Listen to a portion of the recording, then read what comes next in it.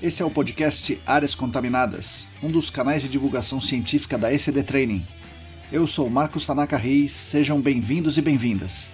Estamos no ano 2 do podcast. Sigam a gente também no YouTube, canal ECD Training, no Instagram, @ECDambiental, no Telegram, canal Áreas Contaminadas. Assine a nossa newsletter e fiquem conectados. A trilha sonora foi composta pelos escalafobéticos Mauro Tanaka e Guilherme Durão, @Azalato-Sampa e @Guilherme.Durão. Nossa missão é fornecer conteúdo de qualidade para que vocês ganhem poder pelo conhecimento e ao mesmo tempo dar voz às pessoas do GAC, reconhecendo seu papel e importância pessoal e profissional. O podcast Áreas Contaminadas é um espaço aberto e democrático com opiniões diversas sobre temas ligados ao gerenciamento de áreas contaminadas e ao meio ambiente. Todos e todas são bem-vindos. O oferecimento é da ECD Training e dos colaboradores do Apoia-se. A edição é de Lilian Coreiaço Rios.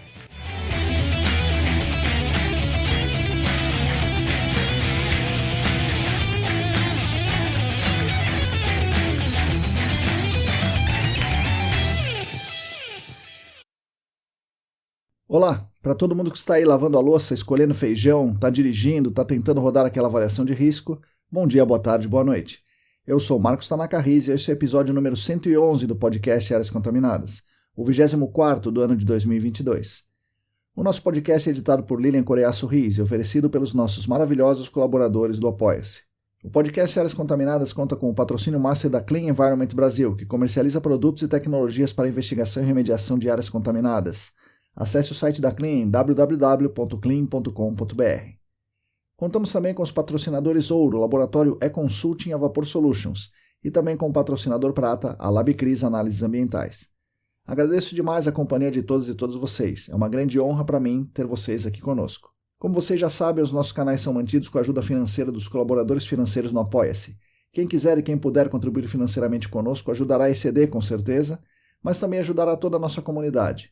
Para fazer essa contribuição financeira é só acessar o site apoia.se/ECDambiental. É relativamente simples e seguro e você, lá na própria plataforma, poderá escolher como vai fazer esse eventual pagamento, se é com boleto, com cartão de crédito, etc. E aí eu aproveito aqui para deixar público meus agradecimentos aos nossos colaboradores e colaboradoras que querem e que podem contribuir com a nossa ideia de compartilhar conhecimentos sobre o gerenciamento de áreas contaminadas, meio ambiente, ciência, economia e de construir um mundo melhor e mais justo para todo mundo. Os nossos apoiadores financeiros atualmente são os seguintes: Ábila de Moraes, Alisson Dourado, Alain Humberto, André Souza, Atila Pessoa, Augusto Amável, Beatriz Lucassac, Bruno Fiscuc, Bruno Baltazar, Bruno Bezerra, Bruno Bonetti, Calvin Yost, Cristina Maluf, Daiane Teixeira, Daniel Salomão, Diego Silva, Fabiano Rodrigues, Felipe Nareta, Felipe Ferreira, Heitor Gardenal, Heraldo Giachetti, Gilberto Vilas Boas, Guilherme Corino, João Paulo Dantas, João Lemos, José Gustavo Macedo, Joyce Cruz, Juliana Mantovani, Larissa Macedo, Larissa dos Santos, Leandro Freitas, Leandro Oliveira, Lilian Puerta, Luana Fernandes, Luciana Vaz, Luiz Ferreira, Marina Melo, Mariluz Gomes, Paulo Negrão, Pedro Astolfi, Rafael Godoy, Renato Kumamoto, Roberto Costa, Rodrigo Alves, Sandra Pacheco, Sérgio Rocha, Silvio Almeida, Tamara Dias, Tatiana Citolini, Tatiane Grilene, Thiago Soares, Wagner Rodrigo, William Taqui e mais 7 apoiadores anônimos. Muito obrigado a vocês que são os principais responsáveis pela manutenção dos nossos canais de divulgação.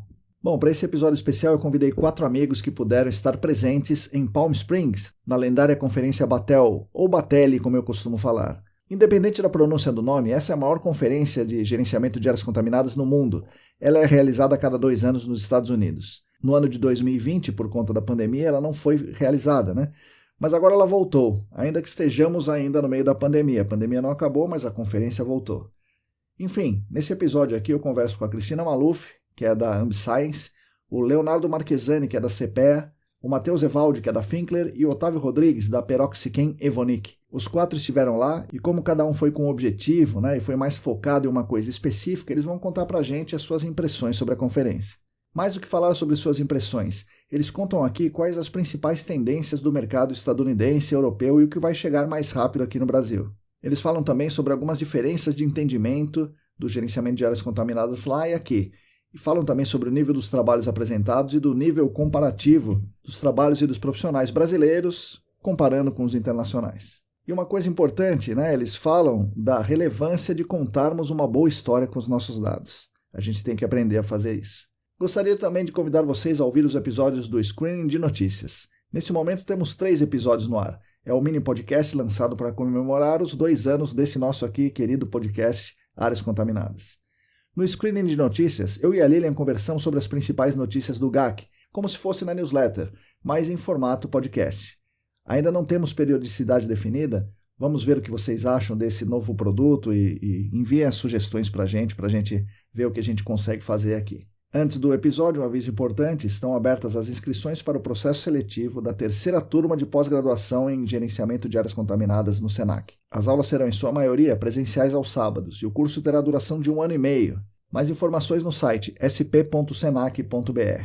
Mas é isso aí, vamos ao episódio. Fique agora com as palavras de Cristina Maluf, Leonardo Marchesani, Matheus Evaldi e Otávio Rodrigues. Vamos lá, pessoal. Bom dia, boa tarde, boa noite. Bem-vindos ao nosso podcast Áreas Contaminadas. Hoje eu estou com 4 visitantes ilustres aqui, muito ilustres. Estou aqui com a Cristina Maluf, estou com o Leonardo Marchesani, estou com o Otávio Rodrigues e estou com o Matheus Evaldi. Bom dia, boa tarde, boa noite, pessoal. Sejam bem-vindos mais uma vez aqui. A Cristina, ela participou do podcast número 18, o Leonardo participou do episódio 26, o Otávio participou do 52 e o Matheus participou do 93. Então, eu vou começar perguntando para eles o que mudou da participação anterior deles aqui no nosso podcast até hoje. Cris, como você é mais antiga aqui no podcast, né? Não que você seja mais antiga de verdade. Olha, talvez aqui dos 4. O que aconteceu com você de lá para cá, Cris? Nossa, Marcão, aconteceu tanta coisa, né? Faz um tempo já esse podcast. Continua em engenharia ambiental, continua em áreas contaminadas, mas nosso podcast foi no pré-pandemia, né? Não, acho que já estava, mas é no início, né? 2020. Foi bem no comecinho, Sim, então a gente mal sabia tudo que tinha aí para acontecer, né? Mas, bom, enfim, sempre mudanças positivas, o mercado teve o seu abalo, mas voltou num ritmo diferente, inclusive, né? Um pouco maluco aqui para todo mundo agora é bastante sobrecarregado, o mercado voltando a se aquecer, então teve bastante movimentação, né? Do podcast até agora. Legal, Cris. Bom, o segundo mais antigo no podcast é o Leonardo. Leonardo, como é que você está aí de lá para cá? Fala, Marcão. Fala, Otávio, Cris, Matheus. Bom dia, boa tarde e boa noite. É isso aí. Bom, Marcão, você colocou, né, na minha primeira participação, estava no início, acho, da pandemia, muitas incertezas, né? A gente não sabia exatamente o que ia acontecer. Hoje a gente já tem uma ideia aí de como as coisas procederam, como a Cris falou, né? Foi muito difícil, né? E hoje a gente já vê o mercado reaquecendo de fato e o nosso modo de trabalho mudou muito, né? Uhum. E a gente está se adaptando a essa nova realidade, né, do home office. Eu acho que a gente está, né, incorporando esse modelo híbrido muitas vezes na nossa rotina. O trabalho de campo, né, ele é o nosso escritório de fato hoje Sim. em dia. O real motivo, pelo menos aqui na CEPED, a gente está saindo hoje. A gente descobriu que pode fazer, né, a mesma coisa estando aí em nossas casas, né? Até muitas vezes com uma maior eficiência. Só que temos que tomar cuidado porque tem toda a nossa vida e isso a gente tem que saber gerir o nosso tempo. Acho que a grande dificuldade aí é essa hoje, né? Vem um monte de gente mais jovem aí com burnout. Eu acho que a grande diferença daquele momento é essa intensa mutação da nossa realidade, né? Do nosso dia a dia, do nosso modus operandi no trabalho. Mas continuamos aqui, trabalhando fortemente com o GAC, né? Nos projetos. E eu acho que as mudanças, né? Algumas foram positivas, infelizmente pela razão aí que não foi muito legal, mas a gente está saindo aí, eu acho que de certo modo mais fortalecidos aí da pandemia. Legal. Que ainda não acabou. Que ainda não acabou. Isso é importante a gente lembrar. Né? Que ainda não acabou. Otávio, e você? Bom dia, boa tarde, boa noite. Bom dia, boa tarde, boa noite aí, Marcão, Leonardo, Léo, né, Cris, Matheus. Muito legal estar aí com vocês de novo. Muito legal estar aqui de novo no podcast, né? Fico muito feliz aí com o convite, viu, Marcos? Então, muito legal mesmo. Ainda mais para falar do tema que a gente vai falar hoje. Sim. Bom, de mudanças de lá para cá, para não ficar chovendo aqui no molhado, no que a Cris e o Léo já acabaram de comentar, porque realmente acho que todo mundo sentiu muito parecido, né, a esses impactos da pandemia. Acho que todo mundo sentiu logo no começo aquela dúvida do que aconteceu, como as atividades iriam continuar. Logo depois começou a se entender que algumas a gente ia conseguir fazer, ia continuar fazendo da mesma forma, outras a gente teria que procurar e se adaptar.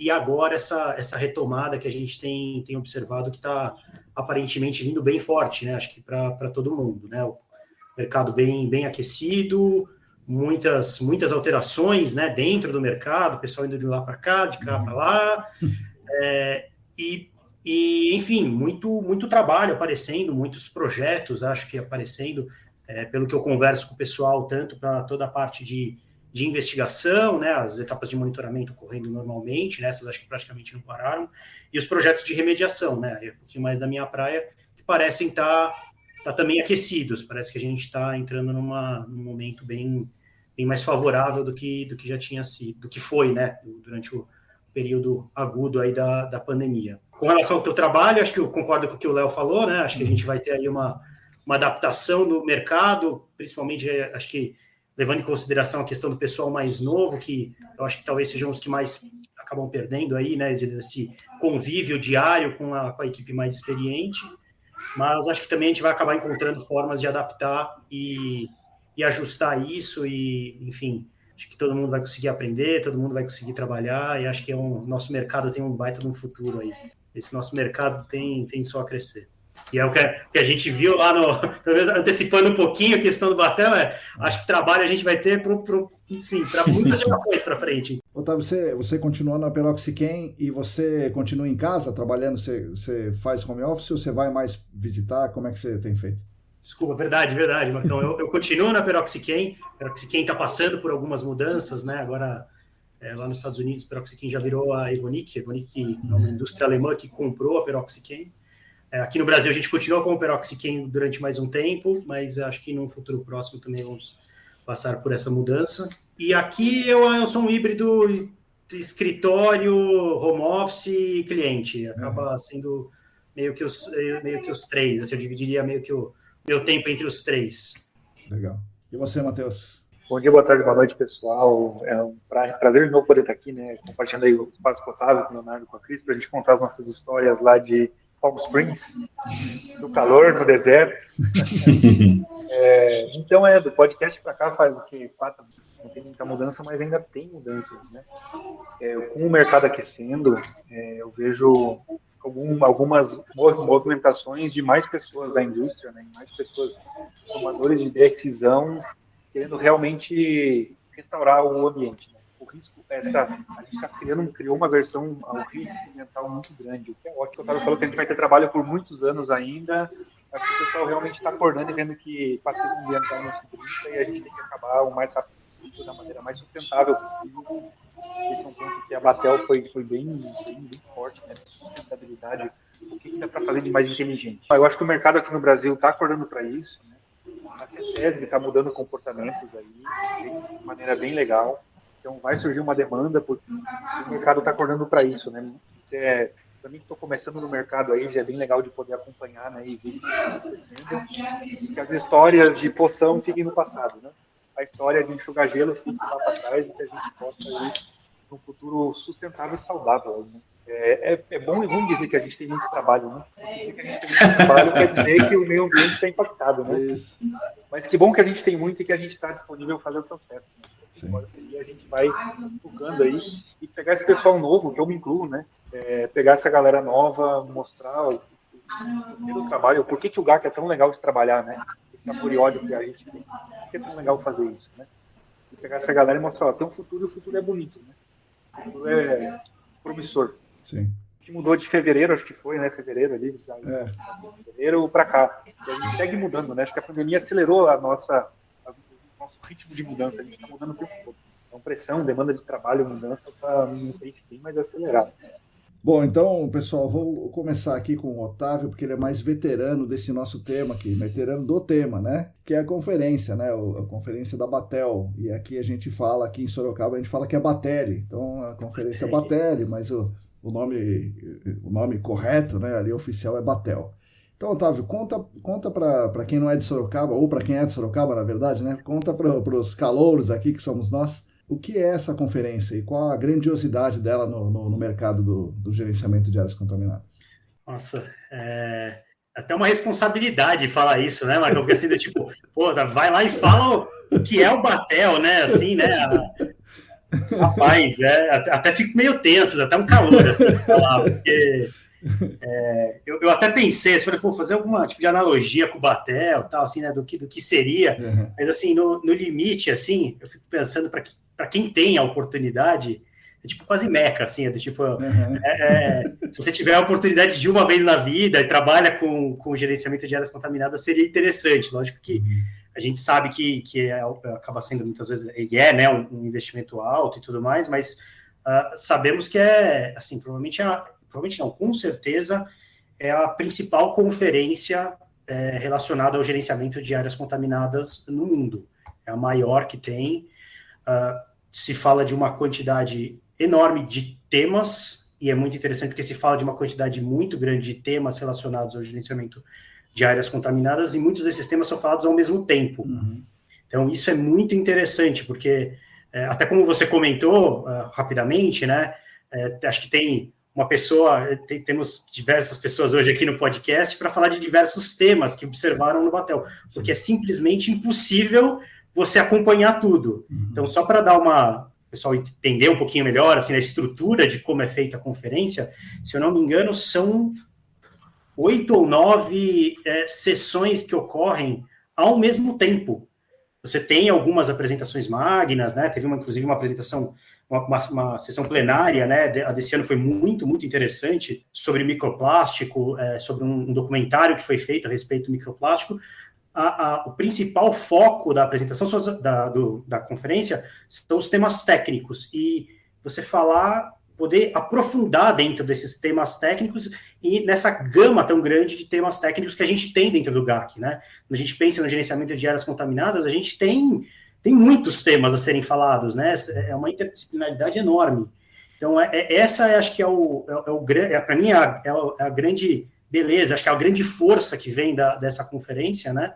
É você falar de diversos temas, muito aprofundado sobre esses diversos temas, desde as etapas de investigação até o que há de mais novo relacionado aos processos de remediação e os contaminantes emergentes, né? E os contaminantes que estão, essas novas compostos que a gente está começando a estudar, começando a entender, para começar, aí sim, bem incipiente, pensar em como remediar esses novos compostos. Eu acho que, se tivesse alguma coisa para falar, claro, assim, o que me chama a atenção da Batel, e acho que para explicar um pouquinho e dar essa grandeza do evento é isso. Acho que essa abrangência de temas que a gente tem lá durante o Batel. Em quantos você já foi, Otávio? Esse agora de 2022 é o quinto. O primeiro que eu fui foi em 2010. Então já faz um tempinho aí. Então tive essa super oportunidade de ter ido em 5 edições.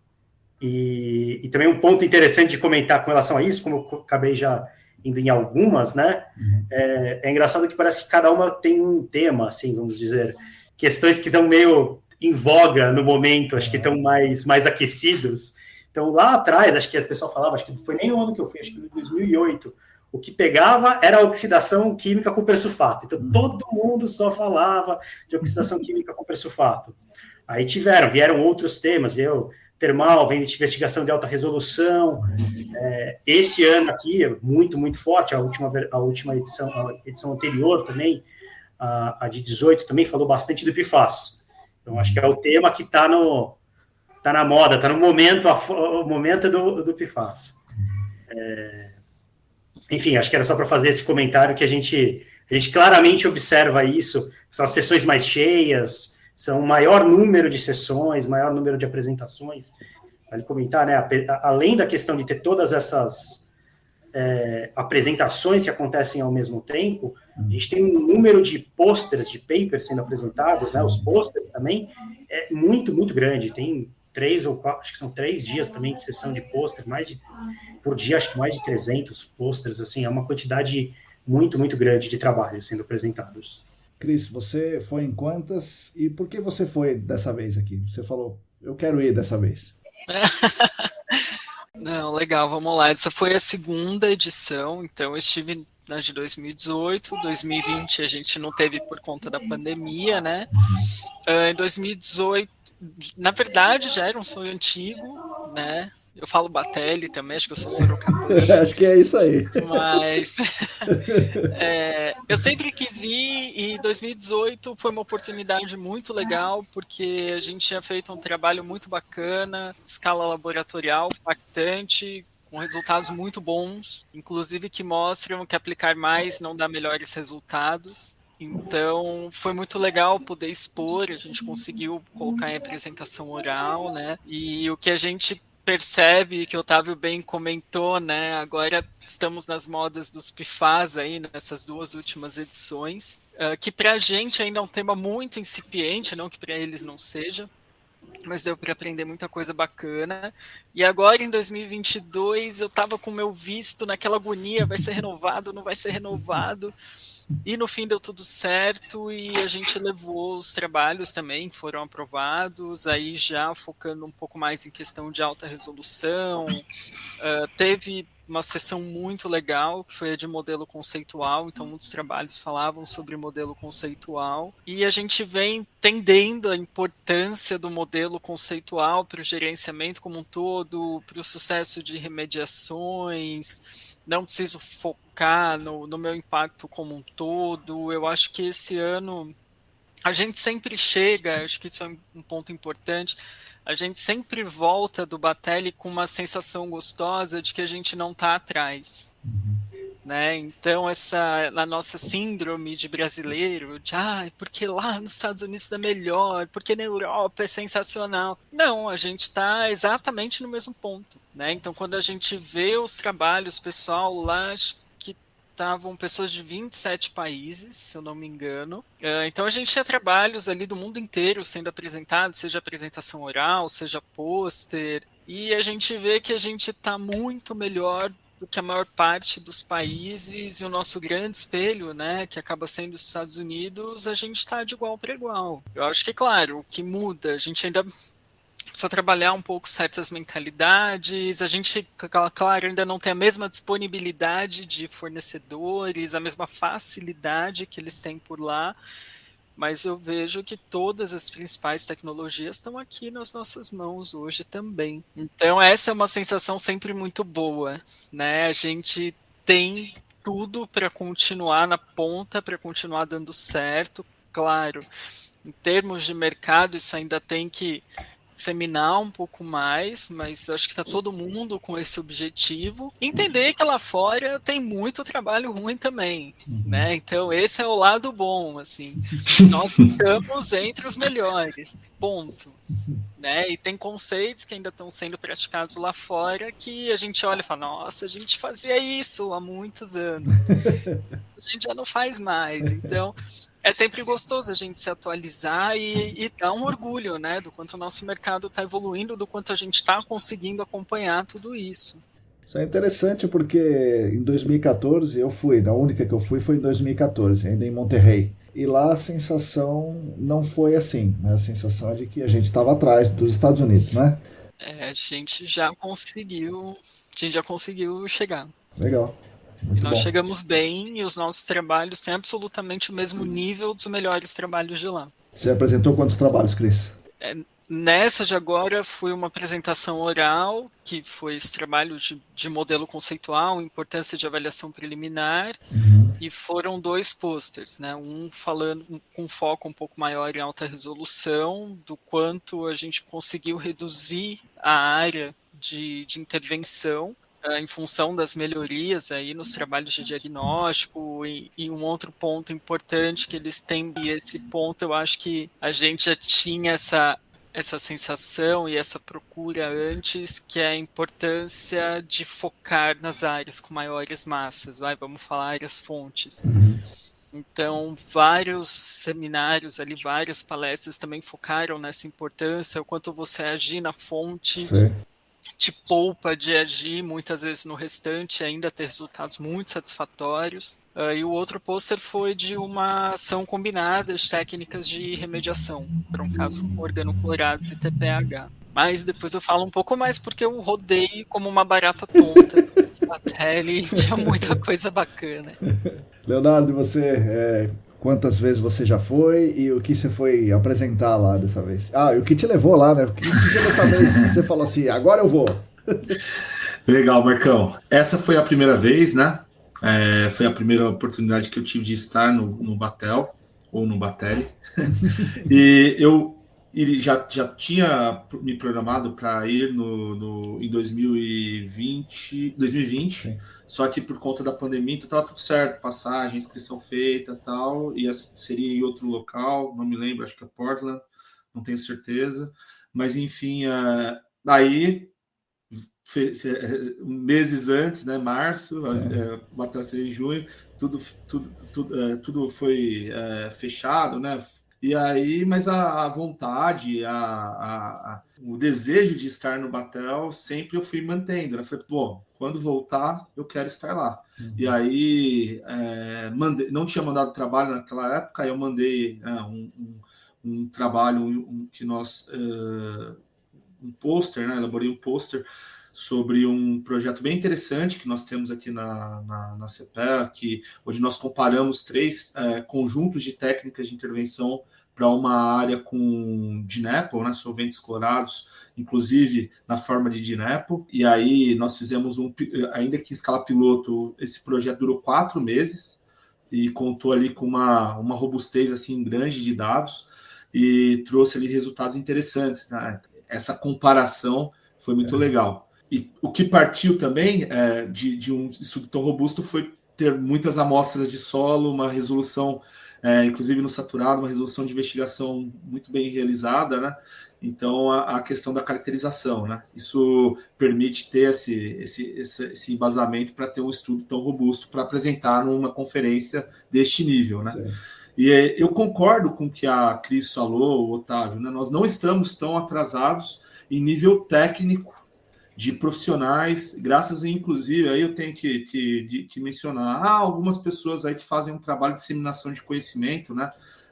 Que estão aqui, você é um cara que faz muito bem isso, com divulgação científica, sendo professor, isso é muito legal, o Rodrigo, né, a Cris, vocês aqui que ministram aulas e palestras, eu acho que isso faz com que nós não estejamos atrás dos Estados Unidos, né? Então, o grupo aqui é bem fechado, né, dos brasileiros. Então, a gente acaba compartilhando muita informação e disseminando, isso é muito importante. Só que, em relação a suprimentos mesmo, quantidade de empresas de fornecimento, e o que acaba, né, você tendo uma maior concorrência ali entre elas, e você acaba tendo uma possibilidade das coisas mais baratas, né, para você colocar no seu projeto. Aqui no Brasil, a gente ainda tem um problema de suprimentos, tanto em investigação de alta resolução, né, quanto em produtos remediadores, né?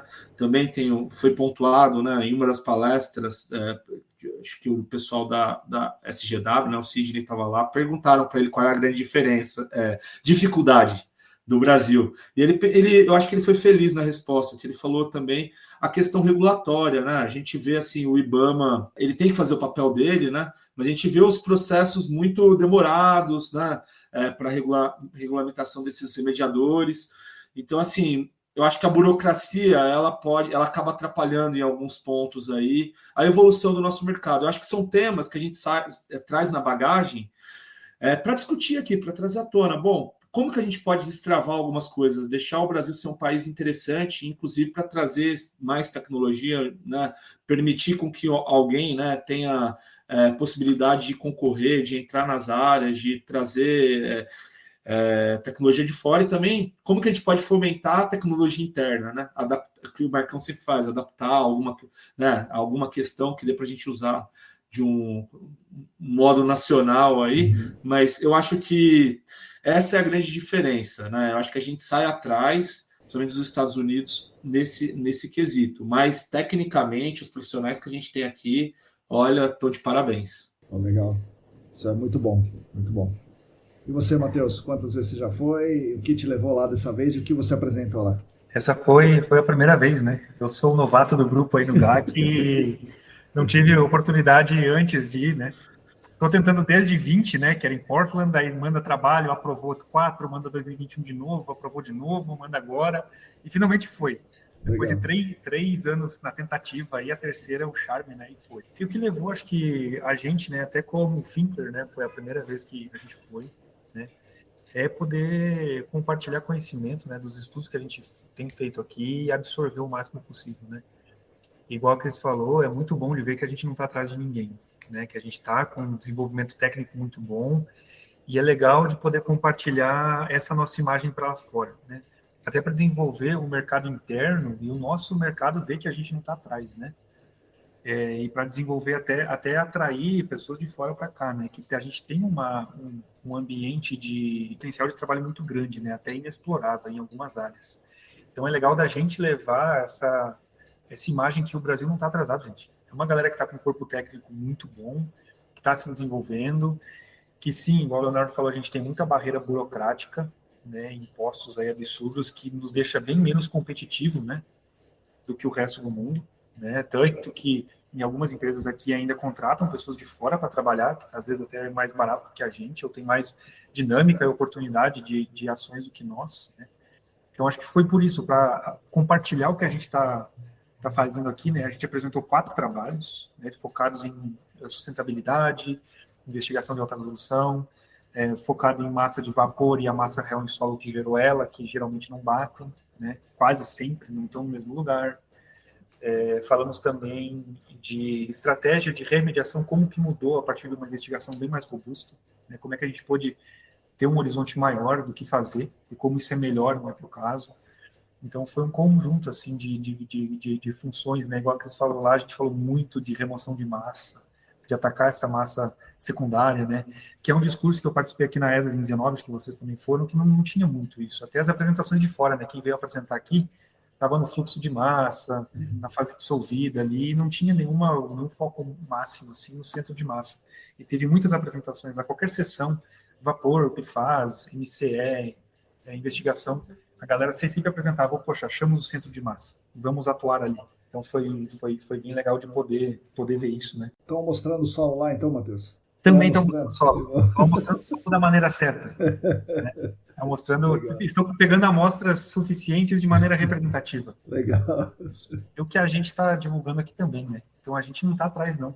Até numa apresentação que eu fui, foi a última apresentação da sessão de alta resolução, o chair lá falou, poxa, é sempre legal ver os Estados Unidos, o Brasil e a Dinamarca sendo os pioneiros aí de apresentar estudos de caso de excelência, né? Então ele era americano, não lembro o nome dele, era americano da EPA, eu acho que ele era, falou isso, cara, tá sempre aqui, batalha nos Estados Unidos e tem Brasil e a Dinamarca aí apresentando os trabalhos de ponta, né? Então a gente está bem valorizado e bem visto no mundo afora aí, né? Na nossa, apesar dos pesares, o nosso empenho de tentar fazer o que é o certo. E, bom, então é uma conferência muito grande, como vocês falaram, com muitos trabalhos, muitas salas de posters, são 8 ou 9 salas simultâneas apresentando trabalho, 27 países, a Cris falou, mais ou menos quantas pessoas participam lá e quantos dias dura a conferência? 4 dias, né? 4, 5?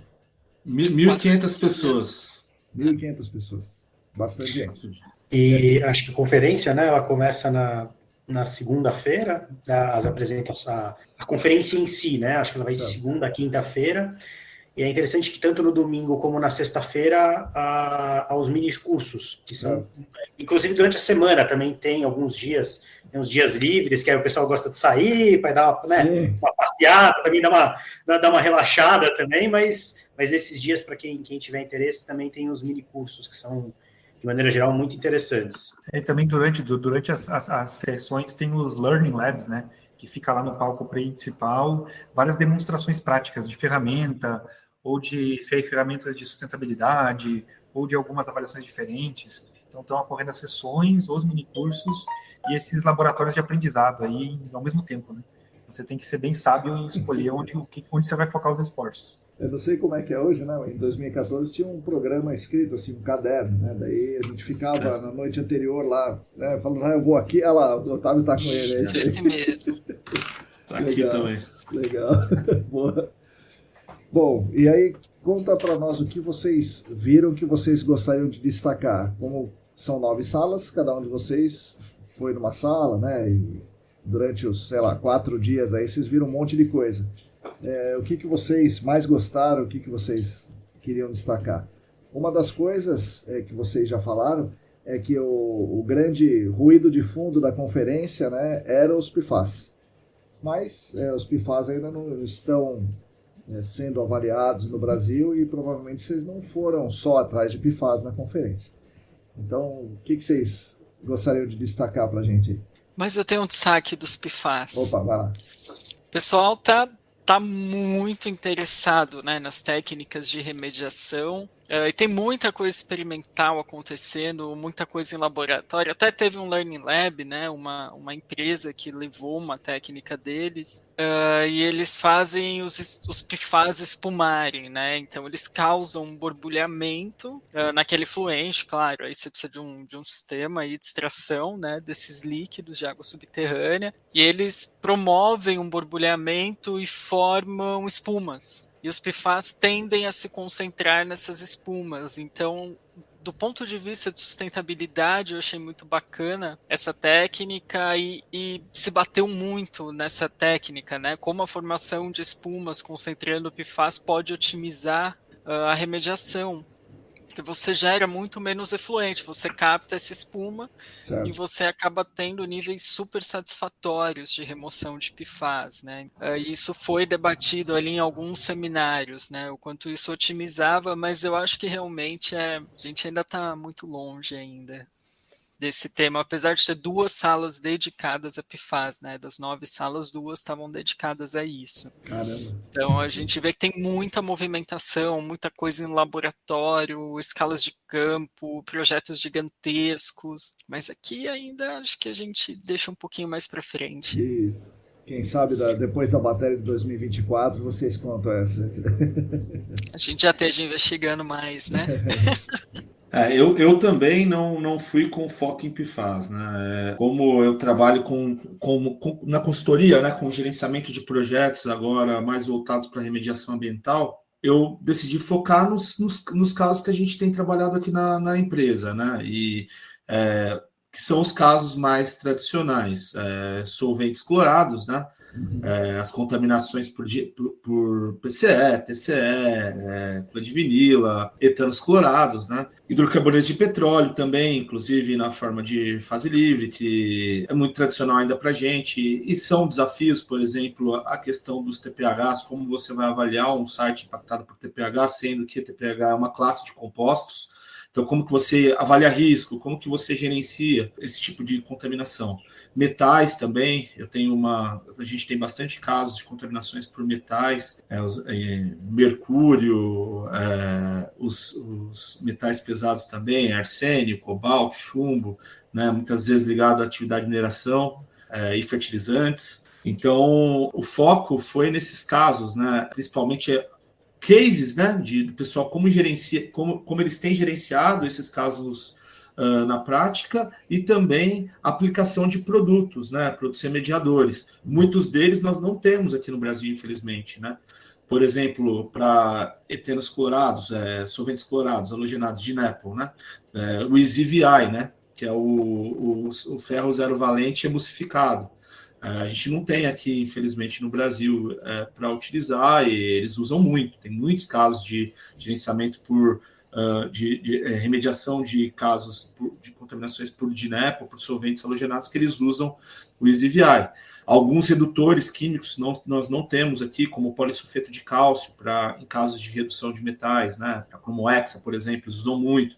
Então, assim, a gente tem uma grande limitação realmente de produtos disponíveis no mercado nacional registrados, né, com registro no IBAMA. Mas é bem legal que a gente vai vendo que o modo que o pessoal gerencia, que não foge muito do nosso, né, os estudos de tratabilidade, os testes pilotos, casos na prática, eles sempre focam muito na questão da economia, né? Então, assim, uma investigação em alta resolução, lançando-se um monte de ferramentas de alta resolução, Quanto que você, se você faz um detalhamento, da fase secundária, né, da massa retida ali no solo, da fase líquida, se você, da massa de vapor, se você tem esse entendimento, essa compreensão, né, o quanto que você economiza depois na investigação, na etapa de remediação.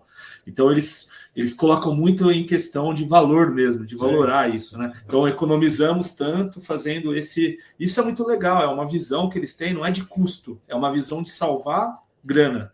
Eu posso salvar investigando melhor, lançando mão de ferramentas mais apropriadas. E aqui, a gente sempre vê um imediatismo, né? Eu vou gastar mais aqui. Mas, tô tendo esse custo, e aí, né? Preciso mesmo disso? Dá para fazer É igual você vai no médico, né? O cara tá lá com os exames detalhados, e você fala, não dá para fazer aqui uma chapa, tirar uma chapa aqui para. Não, né, cara? Você vai ter que fazer aqui para você diagnosticar o seu problema adequadamente, para você fazer, sei lá, um tratamento adequado, né? Então, acho que a visão deles é um pouco mais consolidada, e esta visão eu vejo hoje muitos clientes tendo aqui no Brasil. Já estão entendendo muito mais do que antes. Você vê assim que grandes indústrias, inclusive incorporadoras, algumas empresas já estão se preparando ali, colocando pessoal de gabarito para estar conduzindo sites ali com o gerenciamento com as consultorias, e eles já estão começando a entender essa questão, ainda que eu não tenha visto tantos clientes lá, tantas empresas, né, do Brasil, acho que tinham poucas, mas mesmo assim eu entendo que aqui a gente já está mudando essa chavinha. E quantos brasileiros tinha lá, mais ou menos, Leonardo? Olha, eu chuto uns 40 a 50, mais ou menos. Pequena máfia lá. A gente dominou lá, assim, você pipocava um cantinho, tinha uns portugueses lá no meio falando português. Mas é legal, né? Não, aproveitando a deixa que o Leonardo falou, né, dessa visão gerencial unificada, né? A gente criou no mercado aqui esse seccionamento, né, preliminar, confirmatória, vai até XYZ, depois vem a detalhada. Até da CETESB, a gente pegou uma instrução esses tempos atrás de dizer, poxa, você usou o MIP errado, que você encontrou área-fonte e não só delimitou. Você usou de forma ineficaz, ineficiente foi a palavra que a gente recebeu, né?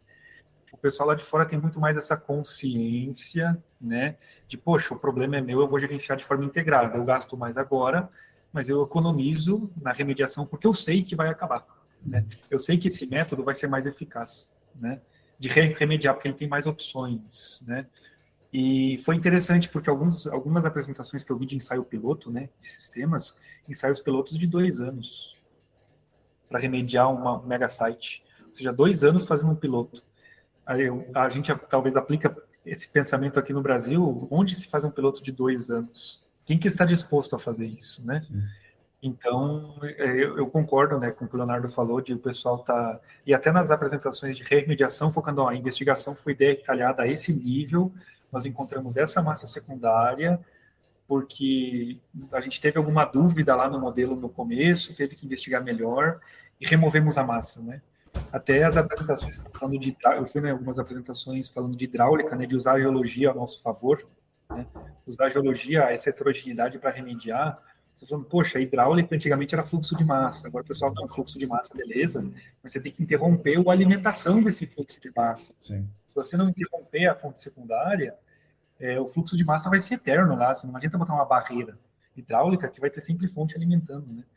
Então, foi bem interessante de ver em diversas áreas essa preocupação, né? Eu fui em sessões de incertezas, modelo conceitual, até PFAS, hidrogeologia, né, heterogeneidade do meio, o pessoal focado, poxa, vamos achar a fonte secundária e como a gente trata isso. Em algumas apresentações, em algumas sessões diferentes, o pessoal falando muito de escavação, onde é possível. Dá para escavar? Tira de lá. E uma foi interessante, né? Eles apresentaram que escavaram no mar industrial, que está para venda, né? E alguém perguntou, né? Vocês escavaram só porque ia vender o site? E aí o geólogo falou assim, não, a gente escavou porque estava fácil ali. Era só tirar fora. Não precisava ficar enxugando gelo, né? Ou de alguma outra forma. Estava para escavar, vendendo num site, e eles escavaram até 9 metros no site, assim, em questão. Que é uma escavação bem robusta, né? Não, a gente escavou porque era a solução e o cliente queria se livrar do passivo ambiental. Foi escavado e remediado a um site, né? O resto, né, em biopilhas, enfim. Então, eu vi muito esse combo de escavação com biorremediação, né? E soluções biológicas, bastante foco nisso aí também, inclusive para PFAS. PFAS escava termal, mas pode escavar e fazer um soil washing, você lavar o solo de uma forma específica lá, botar bioaumentadores. Tinha um foco bem bom, assim, tirar a fonte secundária e remediar de uma forma menos impactante, né? Mas não tirar e mandar no aterro. Então, tirar e fazer alguma coisa ex situ, né? Mas on-site ali. Exatamente. Achar uma maneira de impactar. Claro, você vai ter um impacto maior na hora que você escava, né? Muito maquinário. Então, você tem um impacto, uma pegada de carbono bem forte. Mas o resto, né? Você tem um impacto menor, né? Teve até uma ferramenta que a Rainbow apresentou, um Learning Lab, que é o Shure, que é um portal que você entra lá, se cadastra. Hoje está disponível, né? Para todos, que você consegue ver qual a solução mais sustentável para um site. Eles pegaram o organograma do Surf UK, né? E ele te indica diversos métodos de remediação existentes e qual é melhor aplicado para o seu site. Você imputa os dados lá, eles te mostram, né? Então, o que a gente faz em papel ainda, né? De eu pegar o Surf, olhar os parâmetros. A Rainbow botou num portal online e está disponível, né?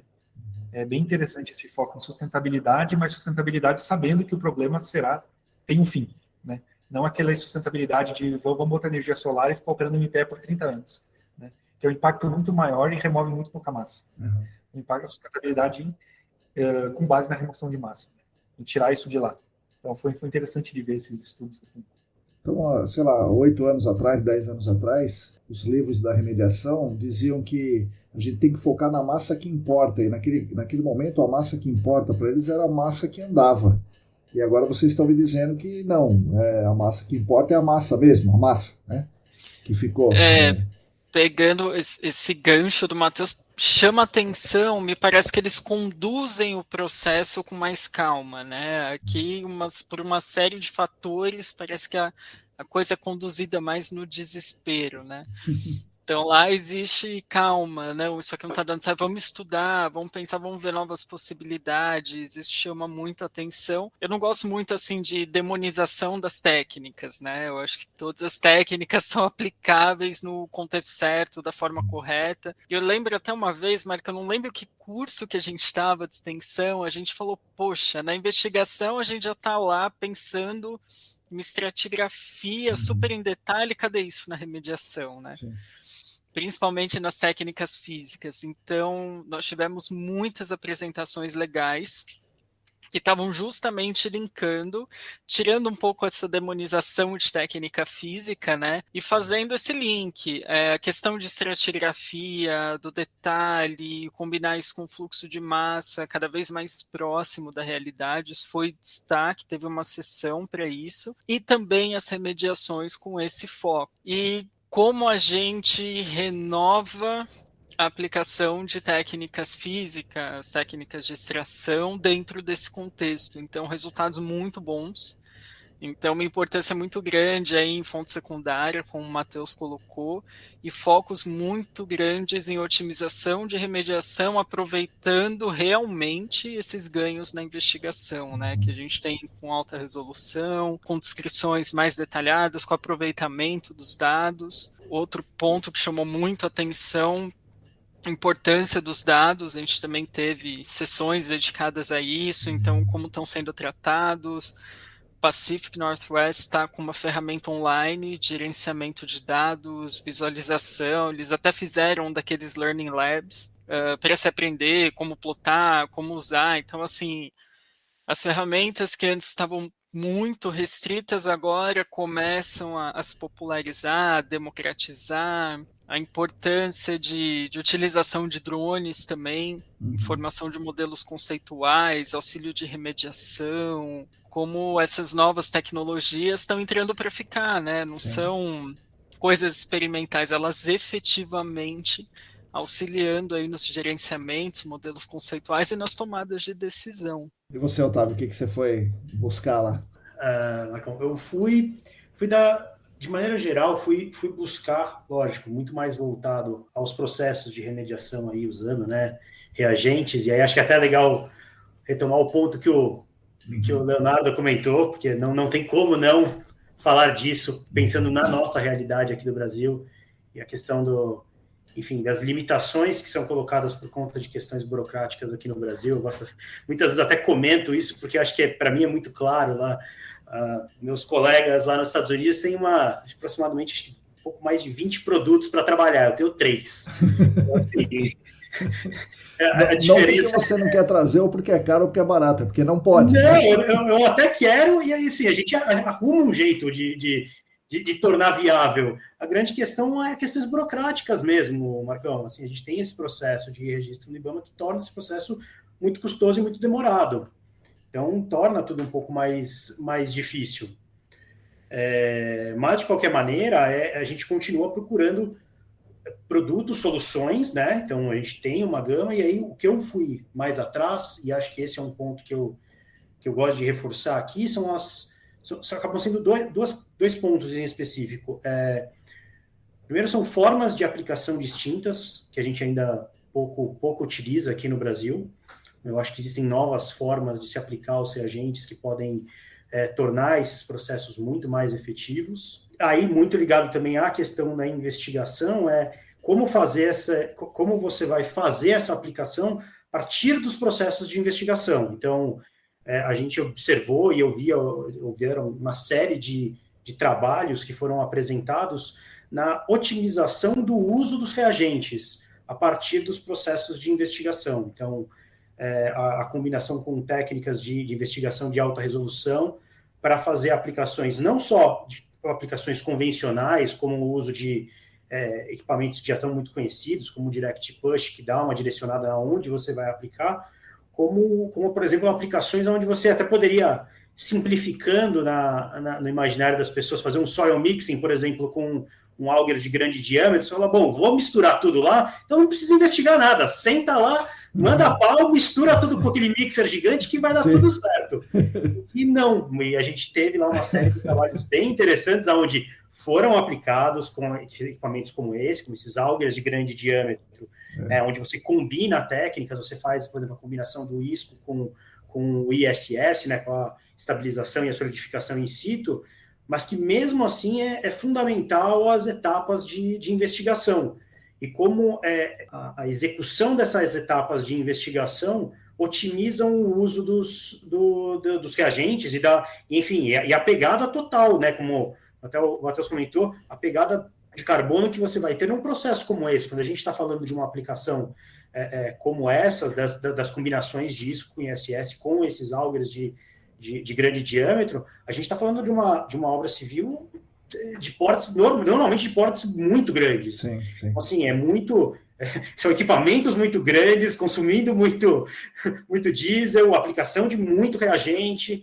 Assim, são para casos específicos, que conseguem tratar áreas extremamente impactadas. Mas, ao mesmo tempo, você tem que otimizar o uso delas. E aí, acho que vale acaba valendo para tudo, né? Eu estou falando em específico, que era o meu foco, em olhar na parte dos processos químicos, aí usando reagentes, mas você vai fazer isso para remoção, e pensando aí, por exemplo, também não gosto de demonizar ele, não, tipo, remoção, escavação e destinar, tem casos onde faz muito sentido fazer isso, e tem que ser executado dessa forma. A grande questão de repente, combinar técnicas de remediação para você otimizar esse processo. Então, acho que foi muito interessante ver alguns casos muito grandes que eu vi lá nas apresentações de áreas bem impactadas, combinando, por exemplo, essas técnicas, e também a questão de otimização do uso dos reagentes com o histórico, com o aprendizado que a gente teve nesses últimos anos, nesses muitos anos que a gente já tem dessas aplicações. Teve um painel muito interessante dos 25 anos de aplicação de ZVI.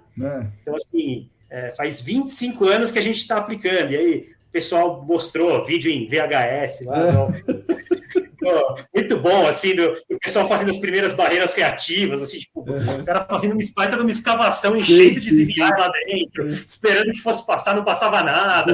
Legal pra caramba, de como, assim, isso foi evoluindo até novas formas de fazer aplicação, né, que nem o próprio Léo comentou, novas formas de se aplicar uma tecnologia que já tem 25 anos. Então, e as lições que foram aprendidas e como isso foi evoluindo com o tempo. Então, de novo, acho que todas as técnicas acabam tendo espaço. A grande questão é como essas técnicas evoluíram dentro de uma condição que é mais global, né? De um entendimento que é mais global sobre o modelo conceitual e sobre as técnicas, né? Como você combina as duas coisas. Aquela história do redutor, no caso, né, os EVI, o redutor reduz. E se não funcionar, a culpa não é que ele não reduziu, é porque é o meio que não foi bem entendido, né? O oxidante oxida e tudo mais. Isso. Ou você não gerou contato, você não aplicou onde ele tinha que ter aplicado.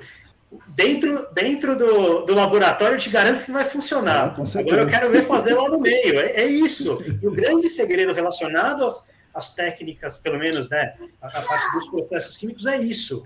A gente sabe que funciona. A grande questão é, primeiro, a gente sabe que funciona, ou funciona ou não funciona. Uhum. Isso você tem que fazer no laboratório também, né? Vamos dar um passinho para trás. Sim. A gente tem muita coisa nova aí que a gente precisa ver se vai funcionar. Mas sabendo se funciona ou não, a grande questão é como você aplica isso no campo. Sim. Então, por favor, faça um piloto. No mínimo, né? Digamos assim, Otávio, a química nunca falha, mas o químico, o geólogo, o engenheiro. Aí... Mas, ô Marcão, se você me permite, né, eu queria pegar um gancho importante, porque teve um caso, acho que a Cris estava comigo, inclusive, nessa apresentação, que eu achei bem interessante, que era um caso, assim, era uma área gigantesca, com muita ocorrência de fase livre, né? Era uma área, assim, eles pegaram, né, eles colocaram o Empire State, que é o prédio gigantesco, dava 2,5 de comprimento, de né? Uma área gigante de extensão. E assim, 70% da área com fase livre. Só que era uma fase livre que ela não era volátil. Eles fizeram uma série de estudos também investigativos para chegar nesse ponto, né? Uhum. Então, era uma fase livre de compostos mais pesados, né? Não particionava para a fase dissolvida. Uhum. De certo modo, os aquíferos mais profundos estavam protegidos, né? Era um Apple e eles também conseguiram comprovar por meio de modelos e estudos que aquilo ali era possível você conviver com outros tipos de abordagem, não fosse técnicas aí de remediação ativa, né? E aquela visão que a gente tinha anteriormente, né, no Brasil, no mundo de tem fase livre, sai removendo, né? Uhum. Bota o sistema emergencial. Não, eles conseguiram provar, também acho que com uma solidez de dados, né? Sim. Que eles conseguiriam realmente gerenciar de outra forma, e eles conseguiram encerrar, né, o caso, né, com medidas de controle institucional para o uso e ocupação da área, uma área gigantesca com esse tipo de contaminação, né? E o curioso foi que o órgão ambiental elogiou o estudo no parecer que dava o encerramento do caso. Até eu pedi para a Cris na hora lá tirar uma foto. Tirar uma foto.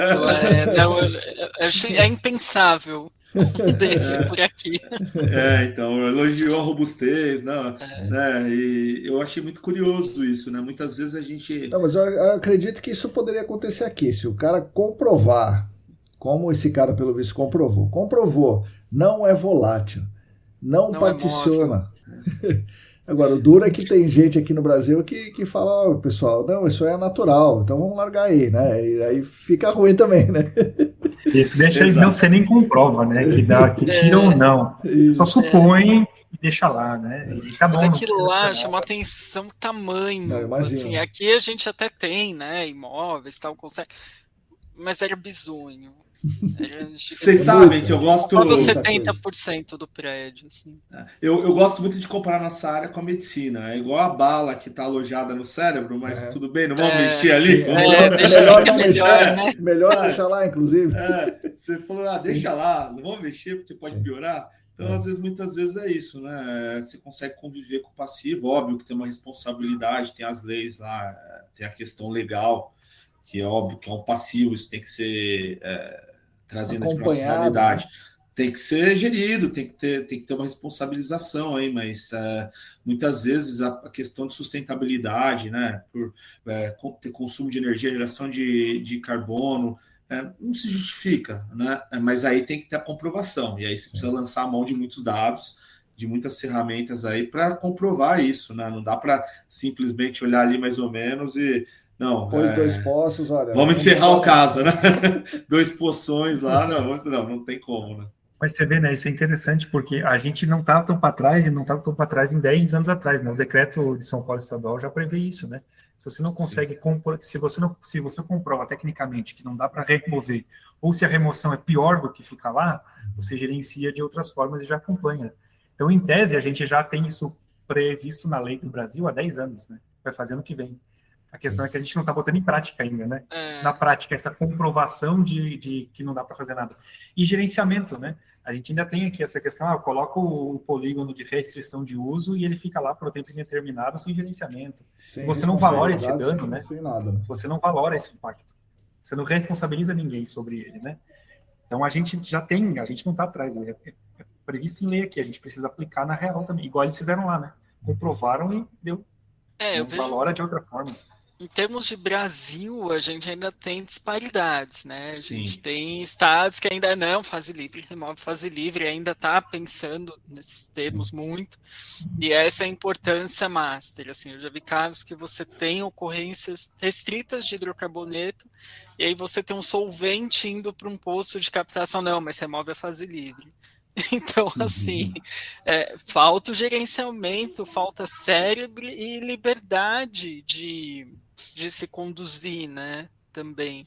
Você não tem alguém do poder público interferindo na sua liberdade, claro, contanto que sua liberdade seja responsável, né, que você não seja negligente. Mas eu acho que ainda existe um medo de muitas partes em propor ações nesse sentido, né, que vão na contramão do que se tem como tradicional, né. Mas a gente tem plenas condições, contanto que a gente consiga provar tudo que está falando, né, demonstrar tudo que está falando. Que nem a história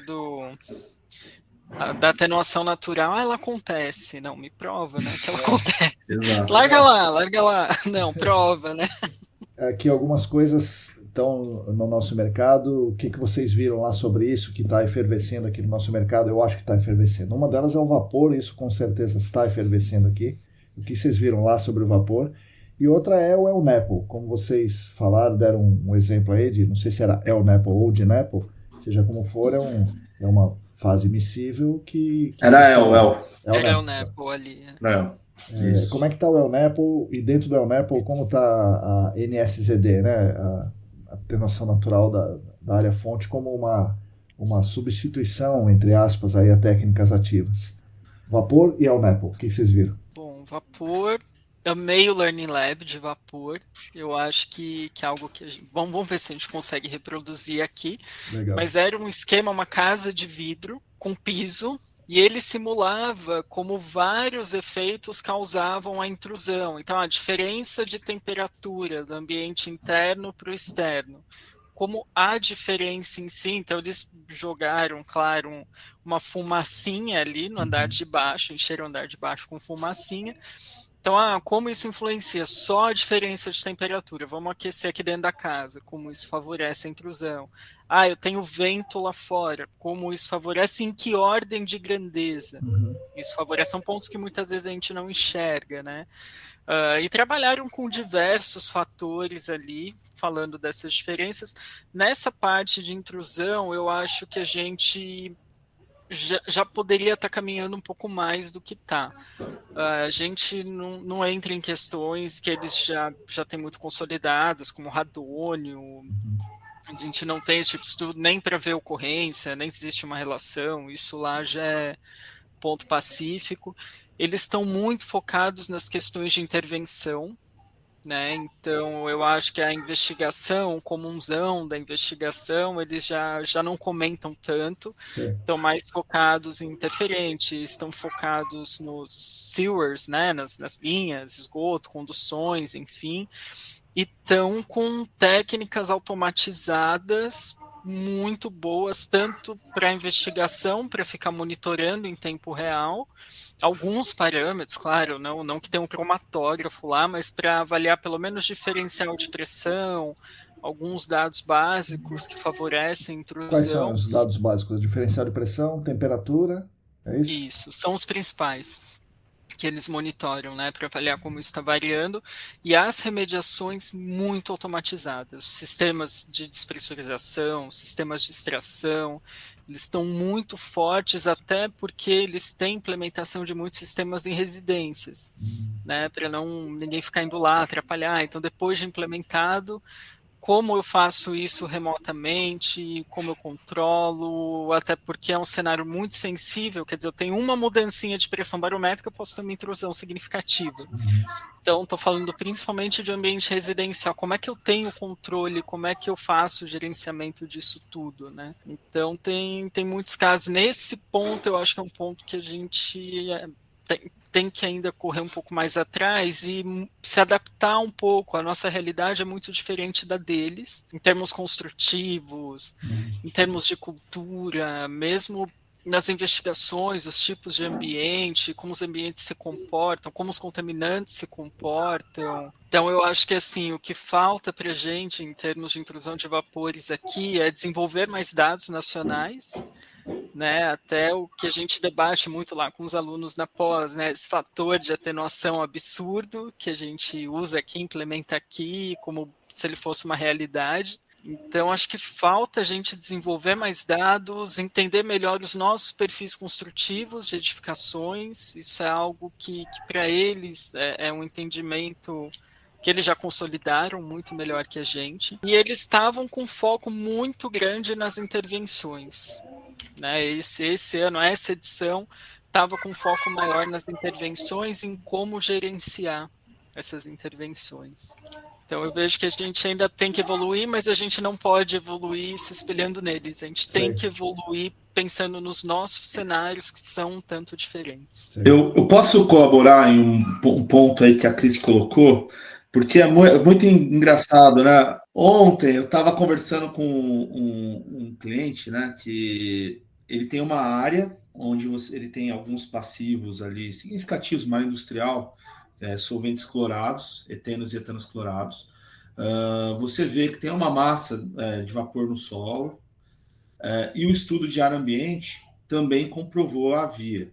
Só que você tem que tomar cuidado, para uma planta ativa. O que de fato vem da intrusão de vapores e o que vem da própria, como residual da produção. E aí que era a grande questão, né? Quantos por cento, qual que é essa relação? E aí a gente queria, né, a sugestão é lançar a mão de laboratório móvel, né? Mas aí tem uma questão também de laboratório móvel e a amostra contínua do vapor, né? Tanto dos pós quanto do ar ambiente, que é o que o pessoal costuma usar aí. Mas os padrões para esse caso, o padrão analítico, não havia para o tipo de composto que ele tem lá, né? 1,2 de cloretano. Então você não tem clodivinila, né? Você não tem o padrão para clodivinila, você tem uma limitação. Então, você tem PCE, TCE, tem uma certa limitação para os traçadores ali do site.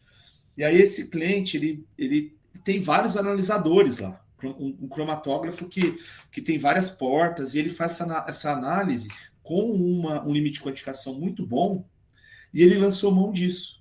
Ele consegue pegar amostras em vários pontos ali da planta, com uma precisão de que a cada 15 minutos ele tem uma análise de cada ponto. No próprio cromatógrafo do cara, é isso? Do cara. E aí ele pegou e atende, inclusive, EPA, o Regional Screen Levels do EPA. Então, os limites, né? Então ele lançou mão disso, tá? Ele me mostrou, Léo, tô tabulando aqui, tô vendo várias coisas interessantes. Foi o que a Cris falou, ele lançou mão de um cromatógrafo caríssimo, que não é nem para esse fim, para começar a tratar esses dados, e ele chegou a uma conclusão muito interessante. Boa parte dos locais onde ele tem ar no ambiente, né, por conta de residual realmente da produção.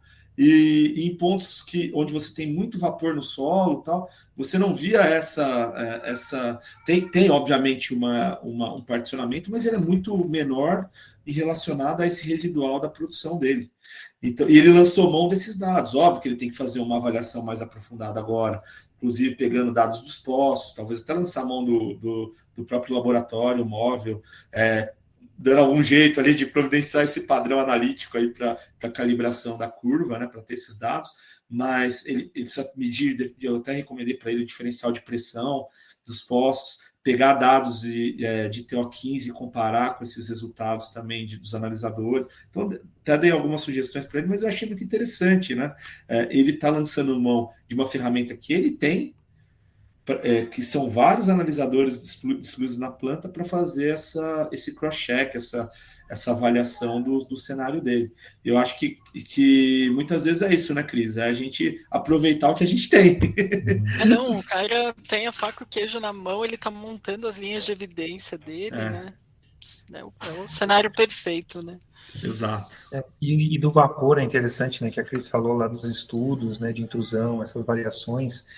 E aí, aproveitando, acho que foi o Otávio que falou que tinha um bom foco em combinar ações, né, para ser mais eficaz. E tratar a intrusão de vapor como uma medida, você não remedia a área-fonte tirando vapor, né? Você mitiga essa intrusão, né? Só elimina risco. Eu percebi muito isso lá, esse foco, né? Poxa, a gente está mitigando o risco de vapor enquanto trata a área-fonte de alguma outra forma. Eles têm essa intrusão muito mais forte do que a gente, né? O nosso solo absorve muito mais e filtra muito mais, né, do que o deles. Então, o foco do vapor com as ferramentas de monitoramento em tempo real, online, você prediz o que vai acontecer só com temperatura, né, depois de várias linhas de evidência, como forma de mitigação, né, uma medida ali que você vai ter que implantar enquanto trata a fonte secundária, né. Então, isso é legal também. A gente criou um pouco aqui no mercado interno só vou botar um SVE, tá resolvido. Né? Remediei a área com SVE. Não é só uma técnica, você tem que combinar, né? Não dá para jogar nenhuma fora, mas só o vapor mitiga, ele não remedia. Então, foi diversas apresentações falando nisso, né? E de Alnepal, que a gente não tocou ainda, e o pessoal entender que o fluxo de massa é ok, mas de onde está vindo, qual que é a área-fonte que está alimentando isso, né? E bastante foco também em maneiras de investigar, de entender melhor a heterogeneidade do meio, esse fluxo, para ver, tinha algumas apresentações de poder encontrar falhas em barreiras hidráulicas, por onde o Alnepal está passando. É por baixo, é pelo lado, muitas vezes era pelo meio, porque a barreira hidráulica não via gaps de litologia que ela não atuava direito, e o Alnepal passava por ali. Então, medidas... E o gerenciamento de Alnepal mais passivo depois que você comprova que ele não está andando, né?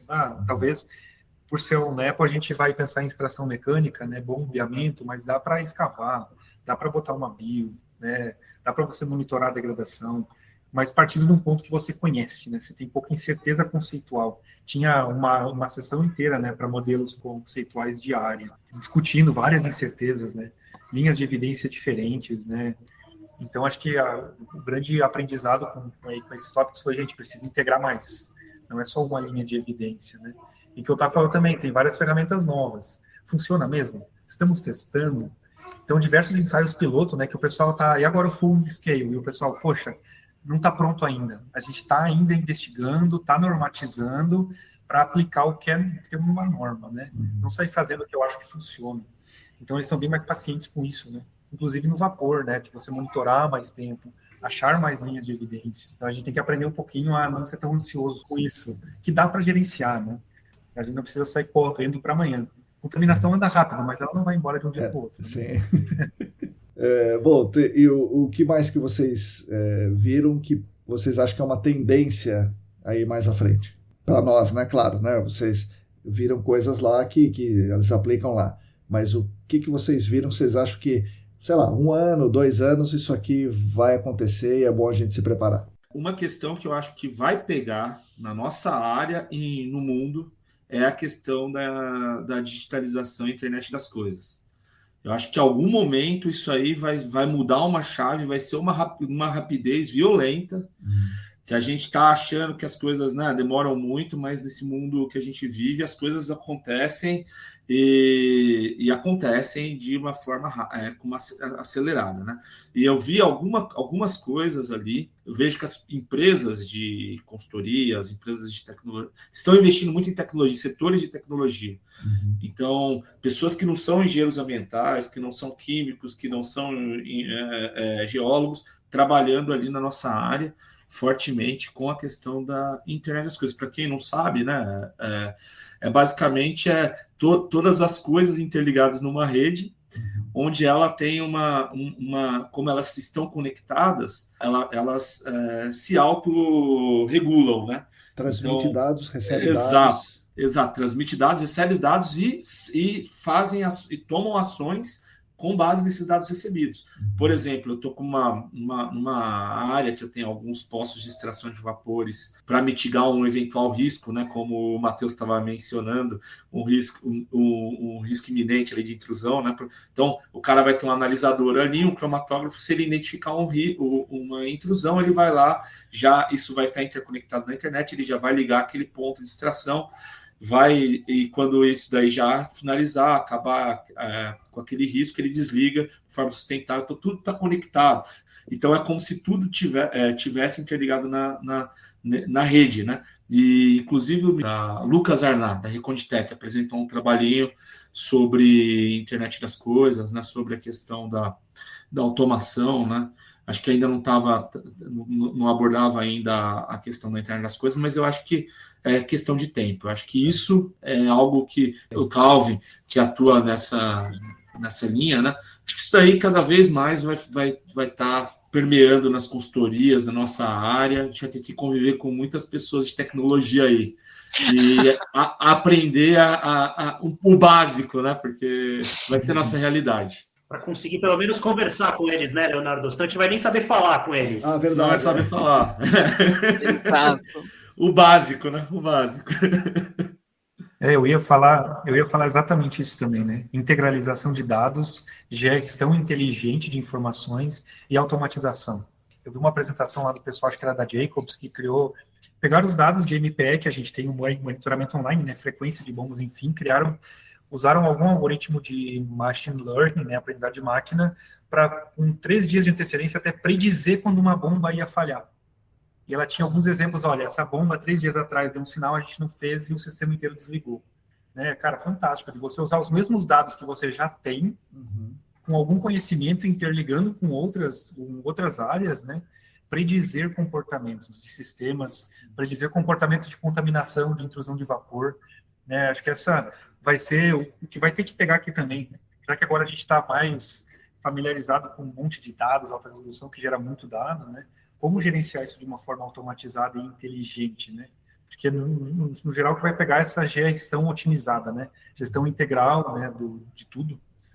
E vai ser fantástico de ver isso aqui também, a gente poder aplicar, né? A gente poder pegar o que tem já e automatizar aí e fazer uma maneira menos suscetível a erro, né?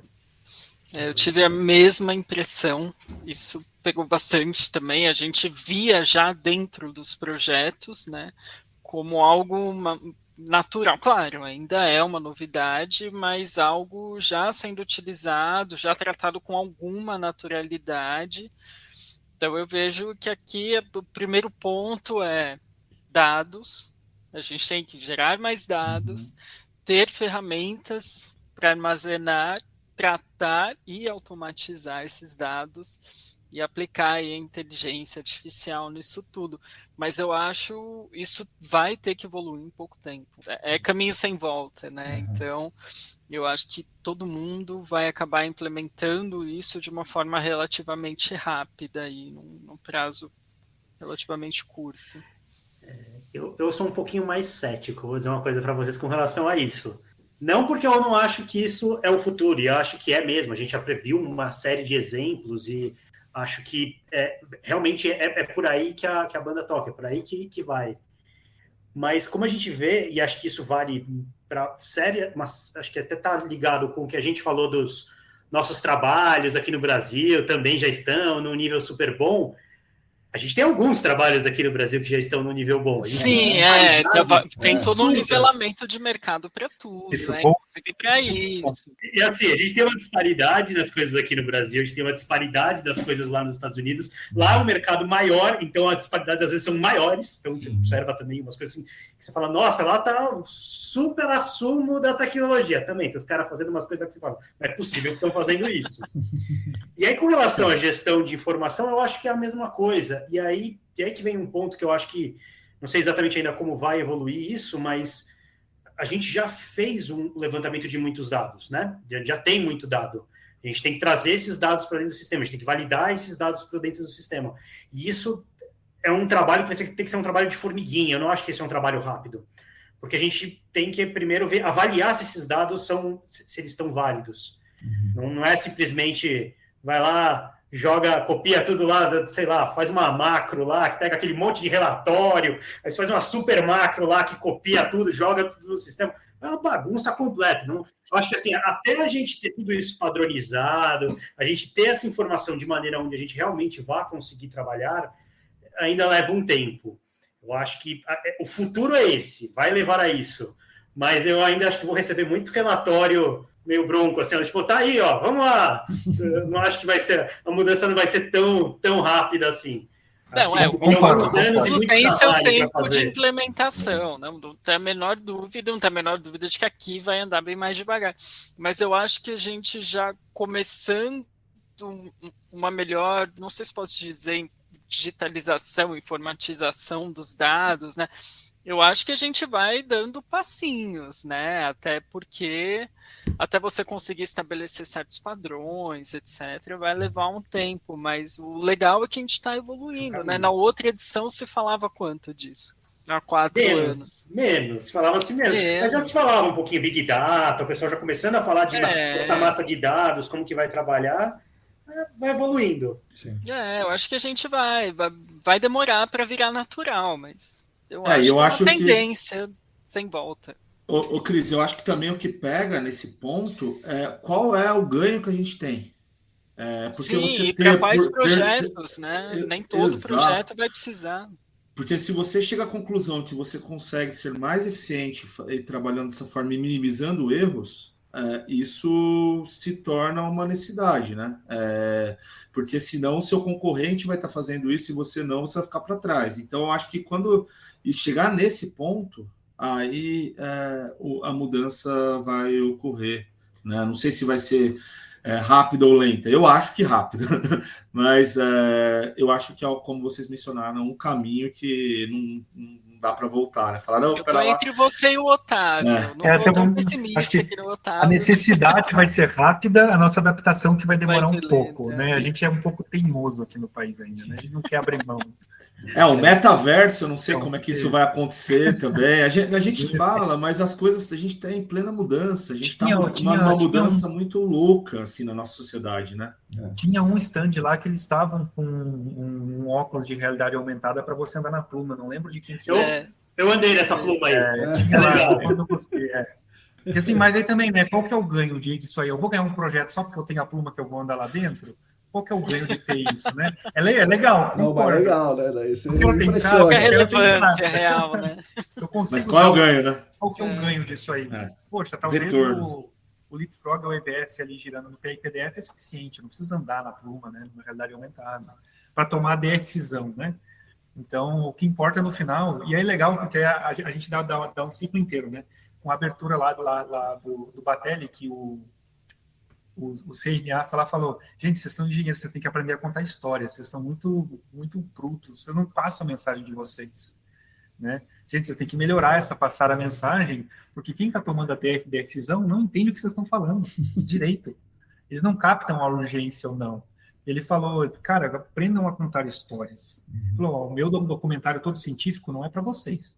Uma criança de 8 anos entender. Então, aprendem a se comunicar de forma aberta, né? Eu não entendi por que ele estava lá no começo, depois que ele falou, eu falei, agora eu entendi. Pareceu não fazer tanto sentido, né? Com exatamente. Mas foi fantástico, gente, você tem que aprender a contar história. Eu falei com ele um pouco, né, no primeiro dia, ele falou, eu andei nos pôsteres que estão aqui, né, os 300 e poucos, ele falou assim, eu vi 3 que me contaram a história de forma clara.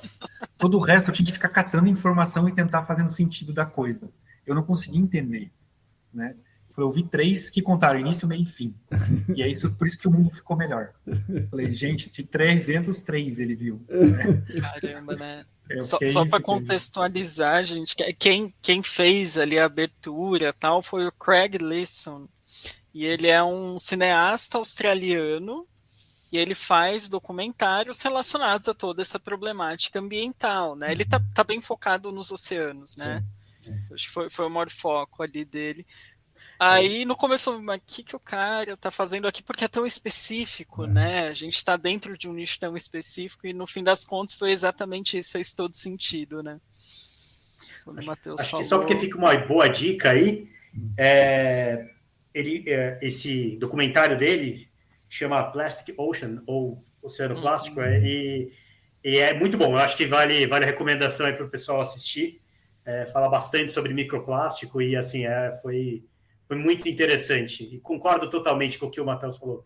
Acho que a questão de comunicação é algo fundamental e aí, associada à questão da comunicação, é a interdisciplinaridade, a gente ter profissionais de diversas áreas trazendo o que tem de melhor aí para complementar, né, para ajudar nesse processo. Acho que o pessoal de TI, que o Leonardo falou, o pessoal, de repente, de comunicação, para ajudar a gente a comunicar melhor essas nossas questões que são muito difíceis, do tipo, explicar para quem não é do meio sobre esse mercado é um desafio gigante. Sim. É um desafio gigante. Mas, Otávio, se você me permite, ainda está nesse tema de comunicação, eu até comentando com o Marcão aí no início da semana, né? Divulgação científica é a chave, né? A gente fala de química, geologia e fala de engenharia e diversas engenharias aí, e isso é muito técnico e a gente pode até entender, mas o pessoal não entende, né? As pessoas não entendem a relevância disso. E o Marcos faz esse trabalho muito legal, excelente. Acho que tem outras pessoas aí também que estão com canais, com podcast, divulgando a nossa área, ainda que é muito nichada, fica no nicho aqui de técnicos, né? A gente ainda não acaba conseguindo permear. Mas, assim, tem 2 canais que eu estou apaixonado aí, até acho que comentei com vocês, com todos, que é o Space Today e o Ciência Sem Fim, que é um geólogo da Unicamp, que ele é apaixonado em astronomia.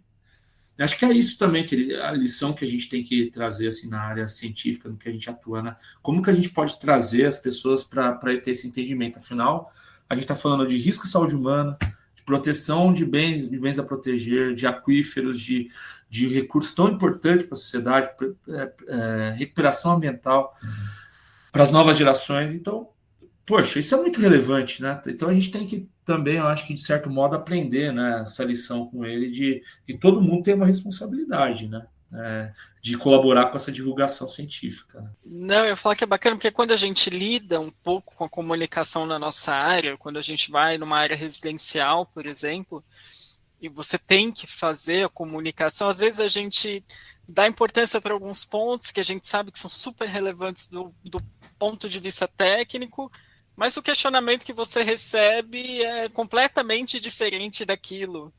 E aí a gente começa a entender, né? O que é importante, às vezes o que é óbvio para a gente não é a dor do outro. Né? Isso mesmo. E o Craig focou nisso, né? Ele falou, gente, vocês têm que dar um personagem para a história de vocês, repassar a mensagem, tocar no que a pessoa está querendo ouvir, né? Não importa se, poxa, o El Nepo se vira VOC volátil, X de pressão, coisa. Cara, o pessoal não quer saber disso, né? Mas ainda assim, não é que ele soa negativo, mas o Craig contando toda a história, como que ele montou o documentário.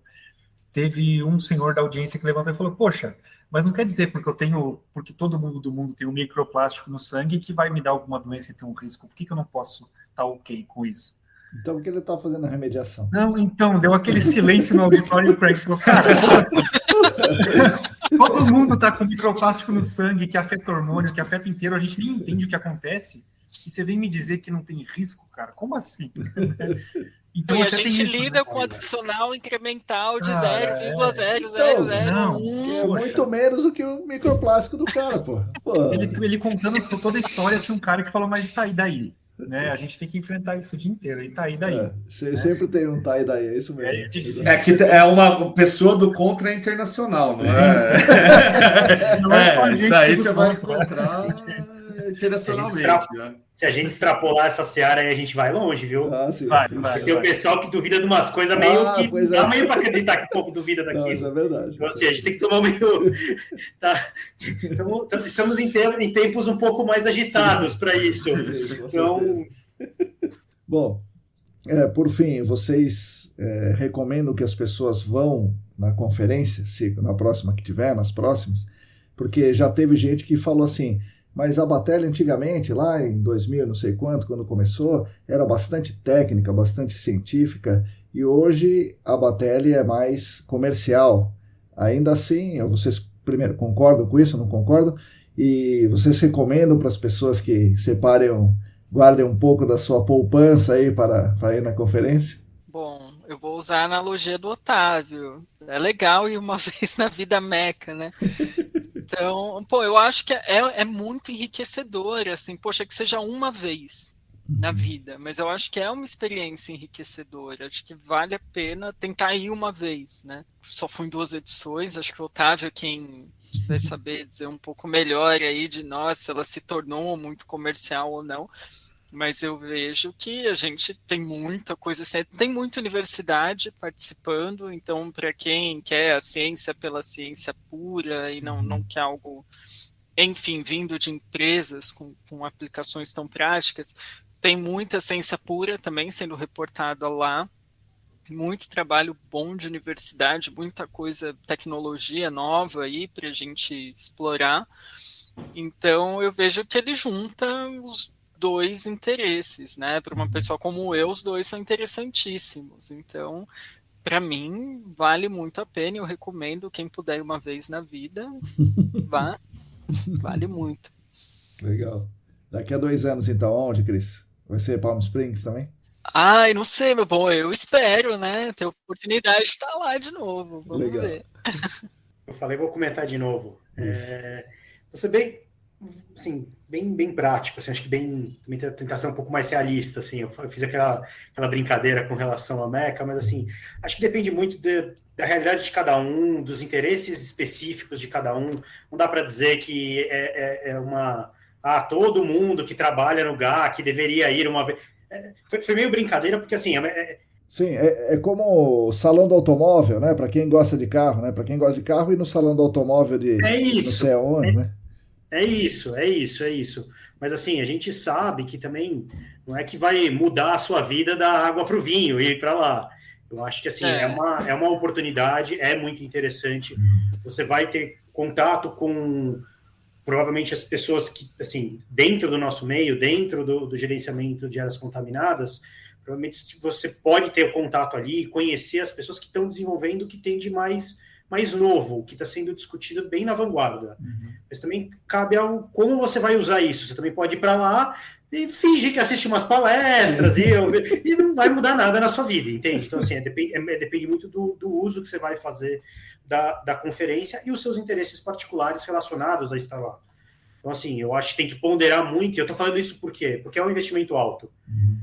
Essa vez eu fui através da empresa, as outras vezes eu banquei, a gente bancava lá na época, eu fui muito com o Paulino, né? Então, assim, a gente bancava a história toda do bolso.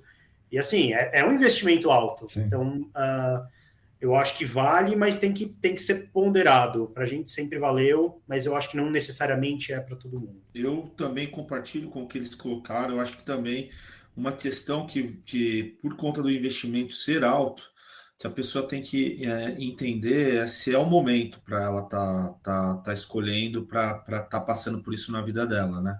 E a empresa também que manda os profissionais, que é um investimento também, independente se a pessoa utiliza, lança mão de recursos próprios ou da empresa recurso, né, obviamente, a gente tem que entender se é o momento, se está numa fase de maturação da carreira para a pessoa também absorver, conseguir estar lá e trazer essa, né? Estou dizendo isso porque tem muita gente, né, que está começando agora no GAC, não estou dizendo que essas pessoas não devam ir, mas a gente tem que tem muita coisa bacana, né?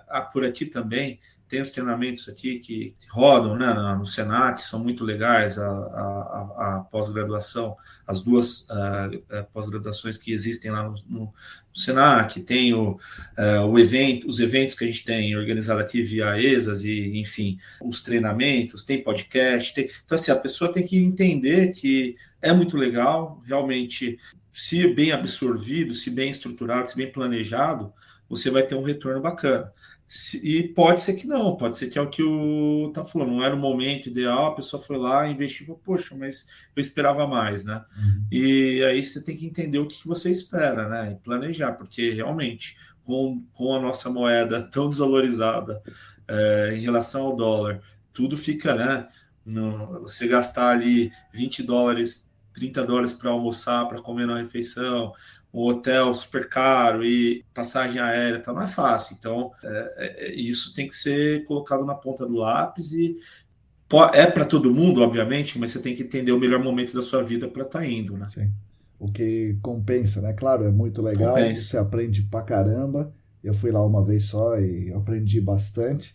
Vale a pena, mas é isso. Eu não fui mais porque, infelizmente, é exatamente o que vocês falaram, né? Não é momento de todo mundo gastar essa grana. Isso aí. É algo que agrega, né? Foi minha primeira vez lá. Né? Eu tinha ouvido já esse boato que está muito comercial, né? Poxa, não tá só a galera divulgando o que faz em casa. E aí eu fui talvez com essa ótica, nessa predisposição. E eu me surpreendi com a qualidade acadêmica de algumas apresentações, né? Apresentações de empresa mesmo, mas de uma maneira assim, muito científica, né? De metodologias aplicáveis em qualquer lugar, né? Que não é uma patente minha e eu vendo o que eu estou tentando fazer aqui, né?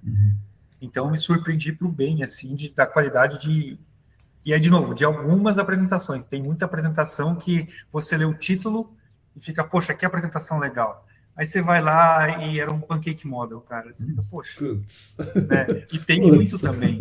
E aí também, a feira é comercial se você ficar no lobby onde estão as empresas. Era tudo comercial. Se você tem 9 sessões, você vai ter muito técnico. E a experiência é o que você faz, né? Então, poxa, é só PFAS. Não, se você só for no PFAS, você vai só vai falar de PFAS, né?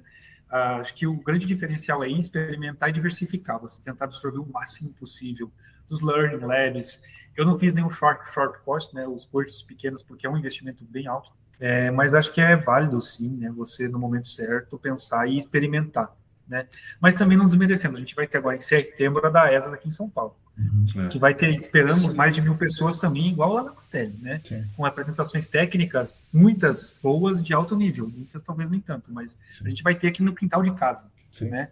Com tecnologia que a gente viu lá também, provavelmente não vai ter essa abertura de PFAS, mas de investigação, de modelo, de incertezas, de metodologias integradas, a gente vai ter a mesma divulgação interna. De internet das coisas, provavelmente. Internet das coisas, modelagem de dados, a integração entre o mercado. Foi muito legal de ver um outro ponto lá. Mais empresas diferentes trabalhando juntas com especialidades distintas no mesmo site, né? Você ter 3 empresas concorrentes, né, entre aspas, trabalhando juntas, cada uma no seu nicho e fazendo a sua parte para apresentar algo integrado melhor. A gente tem quase zero isso aqui no país, né? A gente ser realista é uma competição bruta. E lá não, lá tem essa integração melhor, né? Cada um com as suas forças, né? E na sua parte fazendo algo integrado. Então a gente tem muito que aprender, né? Com outra realidade, né? Você poder, o cara vai fazer a sônica para pegar a coleta de solo. Cara, a gente não tem no Brasil. E deveria, porque aqui a gente tem estudos que só a sônica poderia coletar amostra de solo, representativa, né? Então, para mim, eu indicaria assim, é uma experiência bem legal. Mas é um investimento que precisa ser bem calculado mesmo. Bem pensado. Você tem que estar, foi o que os meninos ponderaram, você tem que estar no seu momento em que você tem certeza que você vai lá para absorver, né? Não, você não está indo lá passear, né? Tem seu momento de passear, mas está indo lá para realmente aprender. Bom, vamos caminhando para o encerramento aqui, né? Então, primeiro, muito obrigado para vocês. Puxa vida, foi muito legal vocês trazerem as novidades quentes para mim e para todo mundo que está ouvindo aí. Para as milhares de pessoas, milhões de pessoas que vão nos ouvir aqui. Mas, enfim, não são milhares nem milhões, é claro, mas é o pessoal de dentro do mercado que tem interesse em ouvir o que vocês falaram. Então, agradeço em nome de todos os ouvintes e no meu próprio nome. E é isso aí, agora é o podcast de vocês. Vocês podem falar o que vocês quiserem. Cris, você começa. Você é Poxa, mas... ordem alfabética. Tá bom. Bom, não comecei com bom dia, boa tarde, boa noite, mas termino com bom dia, boa tarde, boa noite. Queria agradecer, Marcão, pela ideia, pela oportunidade. Otávio, Léo, Matheus, foi muito gostoso a gente fazer parte da máfia brasileira, né? O brasileiro tem uma coisa, a gente foi bem unido por lá, né? Legal. Tem uma identificação ali. E, para mim foi muito gostoso, muito proveitoso. E o que o Matheus bem pontuou, a gente também tem que dar valor para o que a gente tem dentro de casa. porque a gente tem de cursos, seminários, congressos, então vamos valorizar, porque já que nós não estamos atrás, com certeza é uma fonte de aprendizado sempre para todo mundo, né? Então a gente compartilhar o que a gente tem de ganho, estudos, conhecimentos aqui internamente sempre vai levar muito ganho para todo mundo, muita troca de experiência para todo mundo. Então agradeço muito a oportunidade de estar aqui com os meus amigos, colegas, conversando, trocando uma ideia, e que a nossa área seja cada vez mais unida e mais integrada. Né? Acho que isso é um desejo bem sincero, assim. Então, obrigado a todos. Valeu, Cris. Léo, você então, pela ordem alfabética agora, vai. Não, eu acho que o que a Cris colocou é muito bacana, que é a união, né? A gente vê assim que a gente precisa sair do país muitas vezes para conhecer as pessoas e ter uma proximidade maior, né? E foi muito legal, né? Acho que, principalmente nesse momento, nós compartilhamos muito também entre nós ali, os brasileiros, trocamos muitas informações, óbvio que o pessoal de fora também, mas é a nossa realidade, a nossa cultura, então a gente já tem mais uma proximidade, né? E de trocar figurinha, trocar informação. Já fala do Palmeiras, né, e tal. Eu ia falar, coração, cabeça fria, coração quente, né? Mas é legal, assim, aí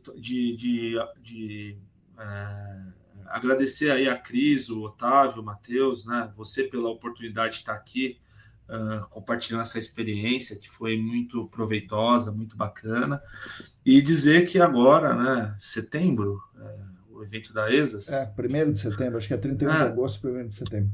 Espero que o pessoal aí se motive também a mandar trabalhos, né? Pô, pessoal, vamos colaborar com essa cadeia do GAC, né? De compartilhar os cases, por mais que a pessoa fale, poxa, mas será? Sim, manda, compartilhe se possível, porque tudo é válido, né? A gente vai conhecendo cada um e fortalecendo, porque juntos somos um, digamos assim. A gente tem que fortalecer o nosso... Se todo mundo vai bem, se o mercado vai bem, né? Isso daí é positivo para o nosso país, positivo para nós. Hoje cada um está numa empresa, né? Representando uma empresa, mas de fato nós somos profissionais da cadeia do GAC, né? A gente tem que divulgar, tem que colaborar, tem que compartilhar. A gente não sabe o dia de amanhã, então submetam os trabalhos. Sim. E vamos compartilhar a informação, né? Participar, né? Bacana aí, Marcão, o trabalho que você faz novamente. E é isso. Muito obrigado, bom dia, boa tarde, boa noite, pessoal. Legal. E aí, Matheus, você agora? Então, acho que é as mesmas palavras, né? Acho que é muito proveitoso a gente poder compartilhar aqui essas experiências com os demais que não foram e poder, talvez, popularizar essa união, né? União em prol de um bem, de um objetivo comum.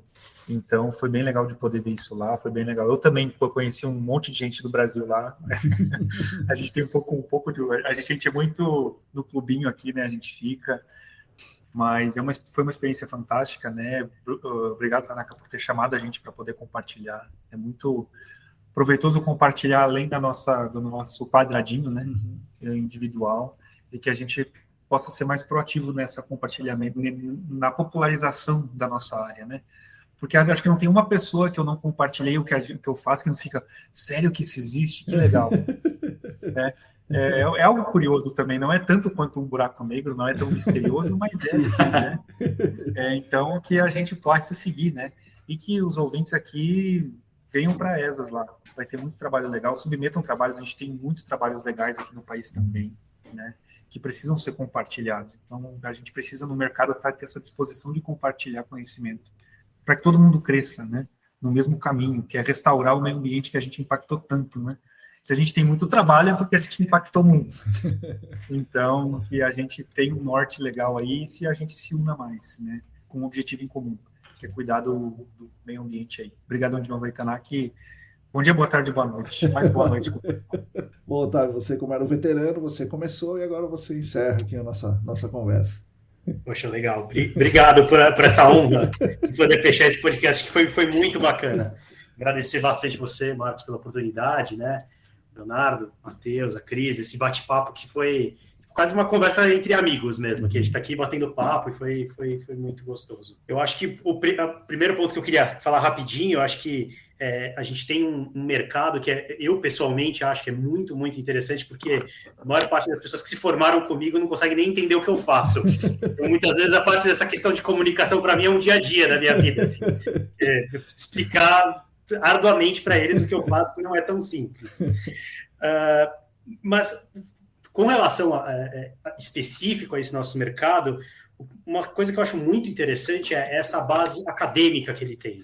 Eu acho incrível a quantidade de profissionais com um background de formação acadêmica, de um nível extremamente elevado, que a gente tem dentro do nosso mercado. E isso não é todo mercado. Não é muito longe de ser todo mercado.